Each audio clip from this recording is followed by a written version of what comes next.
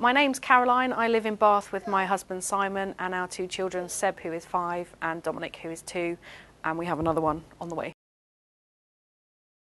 My son Seb has Down syndrome, but other than that I would say he's a typical 5-year-old boy. He loves his scooter, he loves sausages and ice cream, he loves Toy Story, but he does have an element of learning disability from the Down syndrome. I think, if I'm being really honest, the biggest barrier I had to start with was my own ignorance, because I knew nothing about Down syndrome and I feared the worst. And actually it's been amazing, the journey that we've had, and I kind of learnt through my own ignorance that there are a lot of stereotypes still in existence. So that for me has been my biggest barrier, is to try and educate people that it's not what they think it is anymore. Well, he is incredibly charming, and I initially could see the effect he had on people just at a local level at playgroups and soccer tots, and I just really felt I wanted to take it to a bigger audience, which is why I approached M&S for him to be in their Christmas campaign, which he was last year, and the reaction was amazing. I just really wanted people to see what having Down syndrome means in the 21st century, because there are a lot of outdated views out there. And I really wanted to help any new parents who are maybe faced with an antenatal diagnosis, to make an informed decision on that.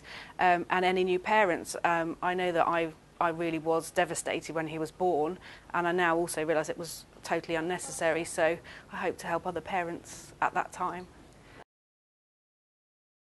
The biggest achievement we've made with Seb is breaking down some barriers and stereotypes through modelling for aspirational brands like Marks and Spencer's. It's just showing people that he's an able 5-year-old. There was no singling out of him, he was just one of the kids, and for me inclusion is absolutely key to changing perceptions and removing the fear that does still surround disability. My hopes for Seb's future, I would say the same as for my other child. I just really hope that we find his strengths and we really nurture those, that he reaches his full potential, and that he grows up to be a happy and nice young man. If I was to give advice to a parent in the same situation that we were, I would say, allow yourself to grieve and get over the shock, because it will be a shock, it's not what you've planned.